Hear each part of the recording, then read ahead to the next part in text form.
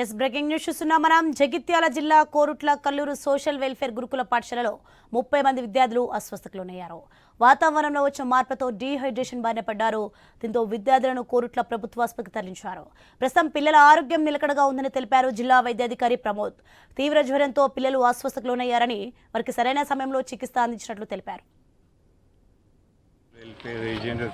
పిల్లలకి కొంతమందికి హెల్త్ బాగాలేదంటే ఇక్కడ మేము క్యాంప్ పెట్టడం జరిగింది.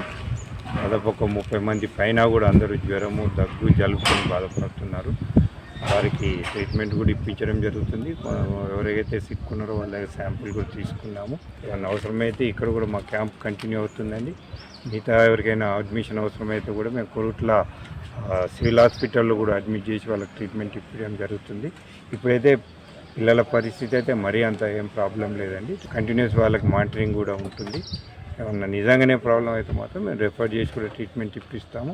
ఇప్పటివరకు అయితే అలాంటి అవసరం లేదు. పిల్లలందరూ బాగానే ఉన్నారు, తింటున్నారు.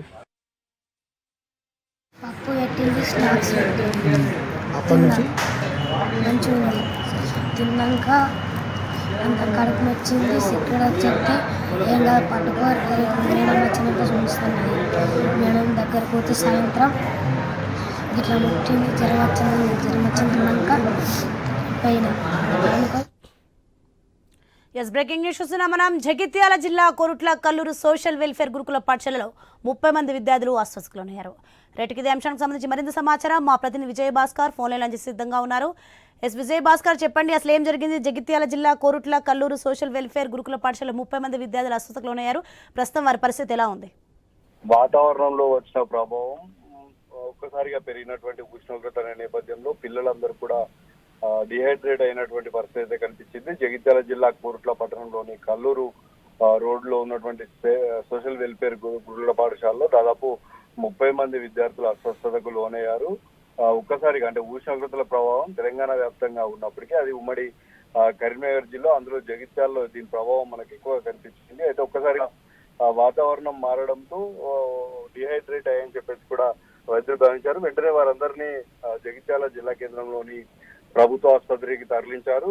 దాంతో పాటు కోరుట్ల పట్టణంలో ఉన్నటువంటి ఈ క్యాంప్ లో గురుకుల పాఠశాలలో కూడా క్యాంప్ ఏర్పాటు చేశారు. అయితే ఎలాంటి అపాయం ఏం లేదు, కానీ జాగ్రత్తగా ఉండాలి. ఎందుకంటే ఉష్ణోగ్రతలు పెరిగినటువంటి నేపథ్యంలో ప్రతి 10 నుంచి 15 నిమిషాలకు ఒకసారి వాటర్ తీసుకోవాలి. అదేవిధంగా ఎండకు వెళ్ళవద్దు అని చెప్పినటువంటి నేపథ్యం అయితే కనిపించింది. దీనిపైన ఇటు ప్రభుత్వంతో పాటు జిల్లా కలెక్టర్ కూడా స్పందించారు. అవసరమైతే హెల్త్ క్యాంప్ తో పాటు వైద్య సేవలు కూడా మరింత ఉధృతం చేయాలని కూడా చెప్పినటువంటి నేపథ్యం అయితే కనిపించింది. అంత వాతావరణం మారిన ప్రతిసారి ఇది జరగడం అయితే కామన్, కానీ ఈసారి 30 మంది విద్యార్థులు ఇలా కావడంతో ఒక్కసారిగా ఉరికి పడ్డటువంటి ఘటన కూడా చేసుకున్నారు. ఎందుకంటే ప్రతిసారి కూడా మార్చి, ఏప్రిల్ మాసంలోనే విద్యార్థులందరికీ కూడా హాఫ్ డే స్కూల్స్ ఉంటాయి. కానీ గురుకుల పాఠశాలలు మరో 10 రోజులైతే ముగిస్తాయి, సమ్మర్ హాలిడేస్ వస్తాయన్నటువంటి తరుణంలో ఒక్కసారిగా డిహైడ్రేట్ కావడం, ఇలా అనారోగ్యానికి గురి కావడంతో ఇటు ఇన్ఛార్జ్ గా ఉన్నటువంటి ఉపాధ్యాయులతో పాటు జిల్లా అధికార యంత్రాంగం కూడా స్పందించినటువంటి నేపథ్యం అయితే మనం చూడవచ్చు. మరో 10 రోజుల సమయంలోనే సమ్మర్ హాలిడేస్ ఉంటాయన్నటువంటి తరుణంలో ఒక్కసారిగా డిహైడ్రేట్ కావడం, ఎందుకంటే రికార్డు స్థాయిలో గత సంవత్సరం పోలిస్తే ఎప్పుడైనా కూడా మే నెలలో ఉండేటువంటి ఎండలన్నీ కూడా ఏప్రిల్ మాసంలోనే రావడం ఇటు అధికారులను కూడా ఉలిక్కి పడేలా చేసింది. కానీ ఎలాంటి ప్రమాదం లేదు అని చెప్పడంతో అందరూ ఊపిరి పీల్చుకున్నారు. ఒకవేళ ఏమైనా ఎమర్జెన్సీ ఉన్నా వెంటనే స్పందించాలంటూ కూడా హెల్త్ క్యాంప్ ఏర్పాటు చేసి